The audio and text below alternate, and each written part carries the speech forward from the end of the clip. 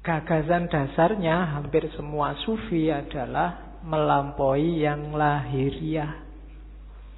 Itu kalimat-kalimatnya Rumi. Dari fihi ma fihi itu salah satu karya Rumi yang tidak puisi, tapi bukunya agak tipis, yang ngomong tentang metafisika. Jadi katanya Rumi, segala sesuatu yang tampak di depan kita bukanlah hakikat yang sesungguhnya. Ini hampir semua sufi bilang begini. Yang lahir itu tidak sejati. Yang kelihatan itu tidak asasi. Rumi ngasih contoh. Yang tampak dari bumi adalah debunya. Namun di balik debu itu adalah sifat-sifat Tuhan yang mengejawantah. Dimensi dalamnya adalah emas permata, sementara dimensi luarnya adalah sebongkah batu. Jadi ini penekanan sangat serius dari para sufi. Kita jangan ketipu oleh lahiriah. Karena yang lebih punya nilai itu adalah yang dibalik lahir. Ya kalau manusia berarti ruhaniyahnya lebih penting. Kalau itu sesuatu berarti esensinya, bukan eksistensinya. Yang ruhaniyah bisa menipu. Bumi itu kelihatannya cuma debu, tapi kalau kamu masuk ke dalam, banyak hal berharga di situ. Ada emas, ada minyak. Banyak juga hal tidak berharga. Lebih kotor dari debu, mungkin kotoran, tapi dia tidak kelihatan, ada di balik yang fisik. Maka jangan ketipu yang fisik. Sehingga katanya Rumi, jangan terikat oleh bentuk, keluarlah dan gapailah makna. Kacamata ini ya kacamata lahirnya, cuma kan lahirnya tidak penting. Yang lebih penting apa? Maknanya. Alat untuk baca. Kalau cuma lahirnya ya cuma kaca sama plastik sama itu. Dia jadi bermakna karena apa? Ada sesuatu yang dikandung di balik yang fisik apa? Dia bisa dipakai untuk baca. Itulah makna. Atau mungkin pas kamu gatel terus dipakai untuk garuk-garuk. Ini kan makna namanya. Kelihatannya tidak penting, tapi dia maknanya apa itu lebih penting. Teh ini misalnya. Ini kan minum. Biar kamu hausnya hilang. Menghilangkan haus itu makna dibalik barang yang warnanya coklat ini. Itu lebih penting. Jadi haus yang hilang itu lebih penting daripada teh yang warnanya coklat ini. Jadi bukan tehnya, kualitas apapun teh misalnya, kok tidak bisa menghilangkan haus ya, kamu tidak nganggap penting, mungkin tidak kamu minum. Bismillah ya, dicoba ya menghilangkan haus benar apa. Oke. Tidak usah dijawab. Kamu nunggu aku ngomong menghilangkan haus apa enggak ya? Ya mesti wae, masuk kamu umur berapa baru paham kalau teh menghilangkan haus. Oke ya, yang terakhir itu bagus. Hati-hati, jangan tertipu. Banyak hal yang kau anggap sebagai penyebab sebenarnya adalah hijab. Ini penting. Banyak hal lahir, yang lahir ya, karena ini ngomong yang lahir sama yang batin.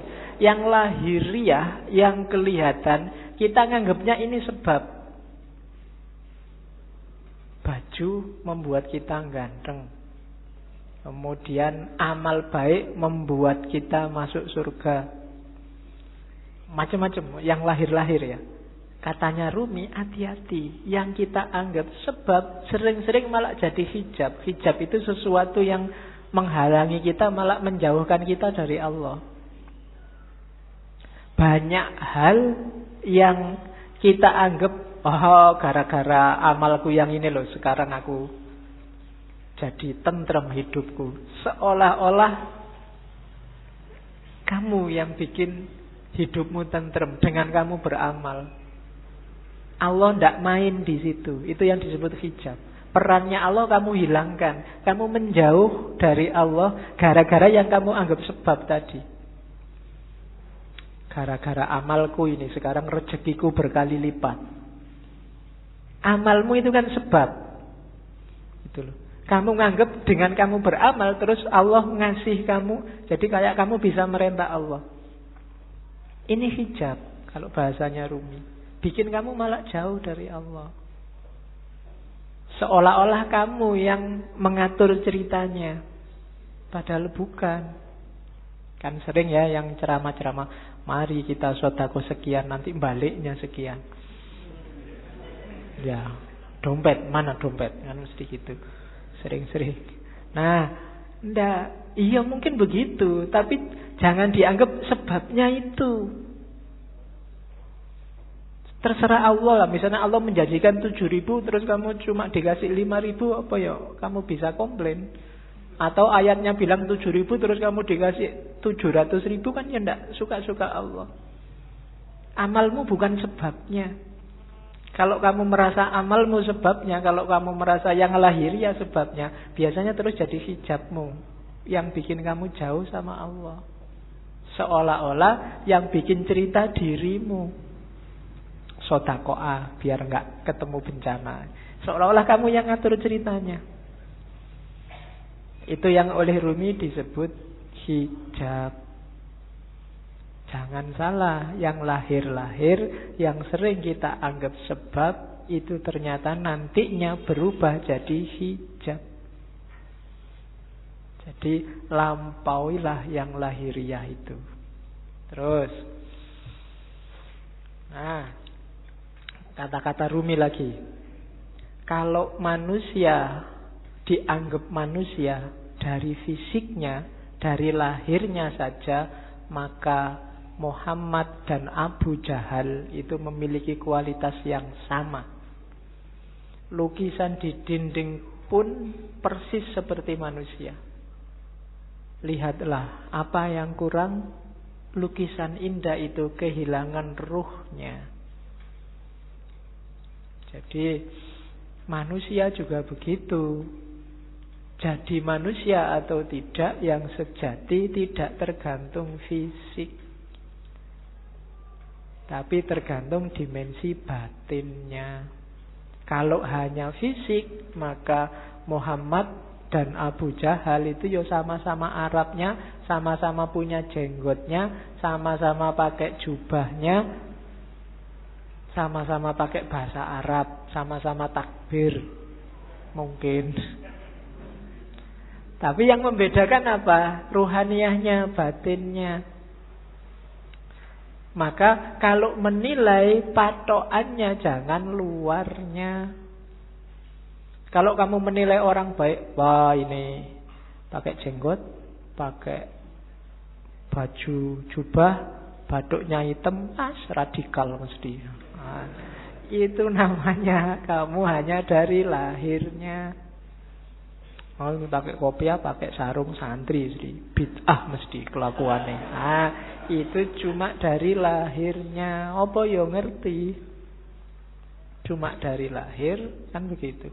Kalau hanya kamu lihat lahirnya, mungkin yo bintang-bintang film itu yo harusnya sangat berkualitas, superhero atau main jadi wali, kan ada itu jadi kiai itu.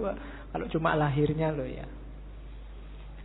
Oke, jadi ndak lampaui yang lahir, jangan ketipu oleh yang lahiriah.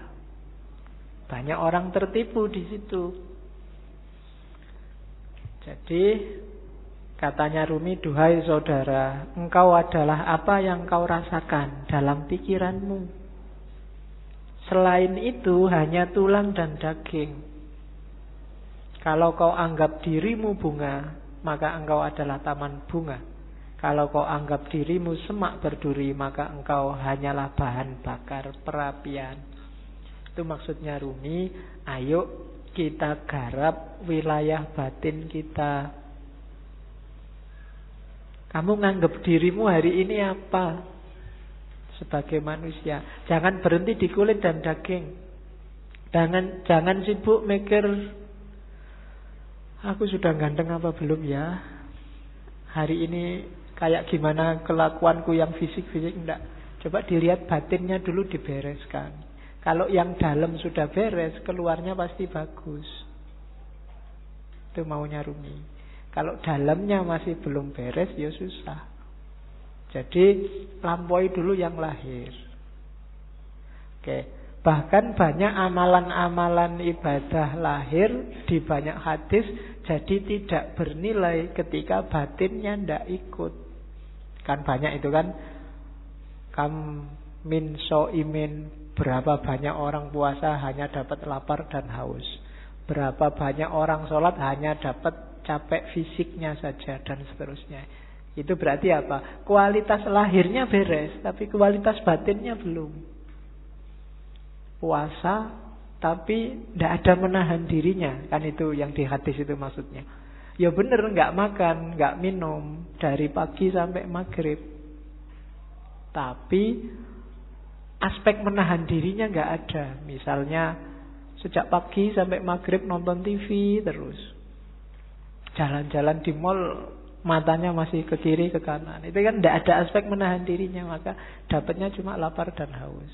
Sholat juga begitu.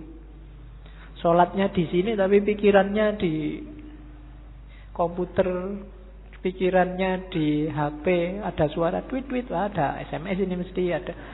Jadi fisikmu ada di sini tapi pikiranmu di sana. Sholatmu tidak ada ruhnya. Bilang Allahu Akbar tapi otomatis kayak robot. Baca Fatihah tapi Fatihahnya tidak hadir dalam dirimu. Itu persis kayak HP-mu yang bisa ngaji. Tidak ada ruhnya. Ya, mungkin dulu pernah tak ceritain ya. Ada yang tanya pada saya, Pak, HP yang bisa ngaji itu kalau dibawa ke WC kira-kira boleh tidak Pak? Kan itu Quran. Jawabannya susah. Ada kiai ulama Arab yang jawab boleh. Kenapa? Asal di WC nggak disetel ngajinya.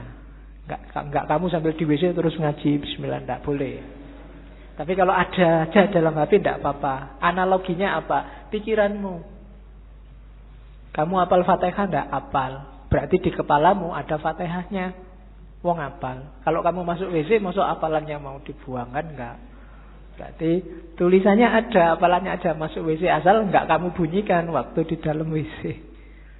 Nah, itu HP-nya saja itu kan tidak ada ruhnya. Jadi kalau kamu ngaji, kalau kamu sholat, ketika jiwamu nggak hadir, batinmu nggak hadir, ya cuma dapat wadahnya saja, tidak ada isinya. Bahkan mungkin lebih bagus HP-mu, tartilnya jelas. Iya, kalau kamu ngaji dewe kan masih pelekak-pelekuk.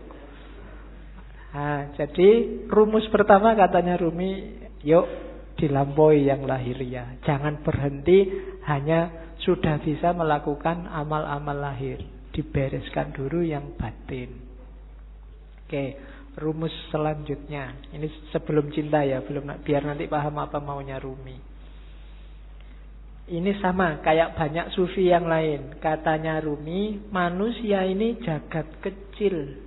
Bahasa filsafatnya mikrokosmos, alam sohir. Alam semesta ini alam kabir. Dalam diri mikrokosmos ada makrokosmos, ada dalam dirimu terkandung semua unsur-unsur alam semesta. Makanya Al-Quran menyuruh lihatlah sekelilingmu dan lihatlah dirimu sendiri. Karena dalam diri kita, apa yang ada di alam, dalam diri kita ada. Dalam bentuk mini. Unsur-unsur alam apa saja itu sebenarnya ada. Mineral kah, air, api, udara, tanah, ada semua dalam diri kita. Jadi kita ini mikrokosmos. Maka pertama-tama pahamilah dirimu, kenali dirimu, lihatlah ke dalam. Nah, kalau sudah paham diri kita, kita akan paham alam semesta. Karena dalam diri kita ada seluruh alam semesta. Kalau kita sudah paham alam semesta, kita akan paham Allah. Karena alam semesta ini manifestasi dari sifat-sifat Allah semuanya. A sampai Z. Makanya ada hadis yang bilang man arofa nafsahu faqad arofa robbahu. Barang siapa kenal dirinya, dia akan kenal Tuhannya. Rumusnya apa? Dalam diri kita ada alam semesta, makrokosmos. Makanya kita disebut mikrokosmos. Begitu kita paham makrokosmos dan mikrokosmos, kita akan paham tentang Tuhan. Kenapa? Karena alam semesta ini isinya adalah manifestasi dari semua sifat-sifat Tuhan. Tuhan yang penyayang, Tuhan yang pemaaf, Tuhan yang teliti, Tuhan yang maha adil, dan seterusnya. Itu kan ada di alam semesta ini. Keadilannya, sayangnya, dan seterusnya itu kan bisa kita lihat di jagat besar, termasuk jagat kecil diri kita sendiri. Betapa telitinya Allah. Misalnya matahari itu kalau lebih dekat 10 cm aja dari bumi, bumi tidak akan kuat, dia akan terbakar dan kalian tidak bisa hidup. Atau dia lebih jauh 10 cm saja, bumi juga tidak akan ada kehidupan, pasti akan beku. Kok matahari bisa pas begitu? Itu ketelitian Allah. Tidak mungkin nggak sengaja. Itu sengaja apa nggak sengaja? Tidak, itu Allah yang teliti. Tubuhmu kan juga teliti. Sikunya pas gini, coba sikunya di sini mungkin kamu ya susah, ya kan? Kenapa yang tumbuh terus rambut ini kok tidak tumbuh terus? Kalau jenggot bisa panjang tapi ini nggak bisa panjang, dan seterusnya. Itu kan ketelitian Allah. Dalam alam zohir dan alam kabir, kamu bisa membaca semua tanda itu dan menemukan Allah dan memahami Allah. Maka man arofa nafsahu faqad arofa robbahu. Jadi manusia sebagai mikrokosmos dan makrokosmos. Maka hakikatnya kita dan alam itu levelnya sama.